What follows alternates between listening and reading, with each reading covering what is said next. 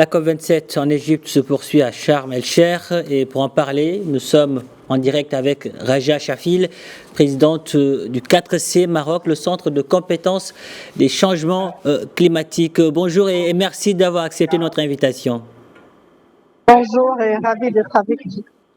Alors, où en sont les négociations à Sharm el-Cheikh? Êtes-vous optimiste par rapport à leur issue?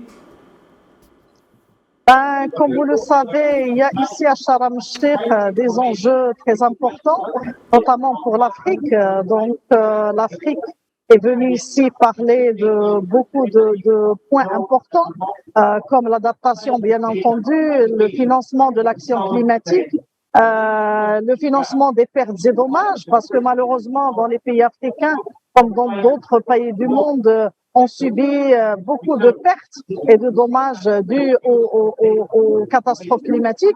Mais l'Afrique est venue également parler d'agriculture et de sécurité alimentaire. Donc, à 4 jours pratiquement de la fin de la COP, c'est encore difficile de dire si on va arriver ou pas à des discussions ou surtout à des décisions vraiment tranchées sur tous ces sujets-là, mais on a un bon espoir maintenant au moins que les circonstances particulières de l'Afrique sont prises en compte et mises sur la table des négociations. Nous avons un grand espoir qu'on ira de l'avant lors de cette COP27 avec quelques décisions pertinentes, notamment sur ces sujets très importants et cruciaux pour l'Afrique. En tout cas, durant cette COP27, la princesse Lalla Hasna a notamment tenu des réunions autour des commissions climat africaines. Que pouvez-vous nous dire à ce sujet? Oui, on était très honorés d'être invités à un side event de très haut niveau le 9 novembre dernier, qui était présidé par Son Altesse Royale, la princesse Lalla Hasna. Ce side event de très haut niveau, en fait, tourne autour du Fonds bleu du bassin du Congo et de la commission du bassin du Congo.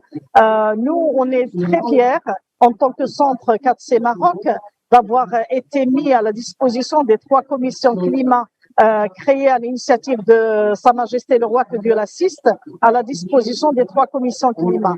Et nous étions très fiers de voir le couronnement du travail que mène le Royaume du Maroc avec les 3 commissions climat, notamment à travers la concrétisation de la création du Fonds bleu du bassin du Congo, qui est maintenant une réalité et qui a été appuyé, dont le processus a été appuyé sur le plan financier et technique par le Centre 4C Maroc. Et parmi les enjeux de ce sommet, il y a la création d'un réseau africain d'expertise à l'initiative du Maroc et du 4C. Quelles seront les missions de ce réseau?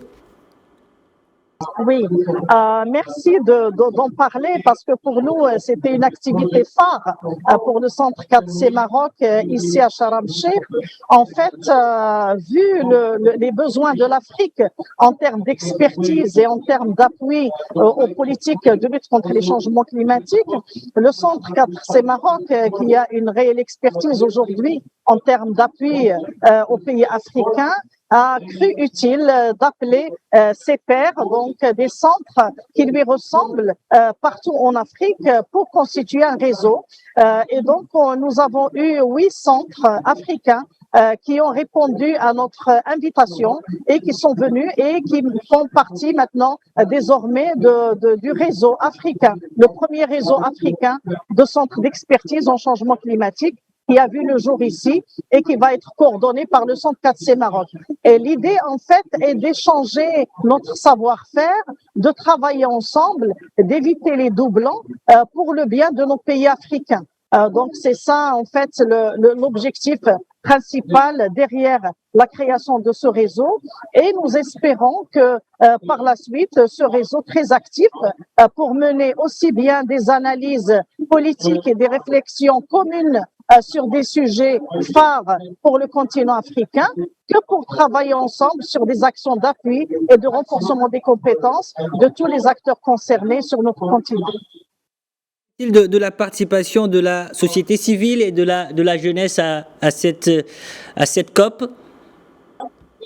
Alors, la société civile, comme à cette COP, bien sûr, elle était très active, donc notamment la société civile qui fait partie du Centre 4C Maroc. Vous savez que nous avons beaucoup d'ONG qui sont membres du Centre 4C Maroc et c'est ainsi, par exemple, que le collège ONG du Centre 4C Maroc a organisé avec les ONG africaines, notamment celles de la région du Sahel et du bassin du Congo, une grande réunion rassemblant beaucoup d'ONG de la région du Sahel et du bassin du Congo pour justement échanger ensemble et échanger les expériences sur comment justement nous travaillons ensemble au Maroc, donc entre les différents acteurs et la société civile, et pour créer surtout des réseaux similaires que celui donc du 4C Maroc, des réseaux similaires d'ONG dans la région du bassin du Congo et dans la région du Sahel.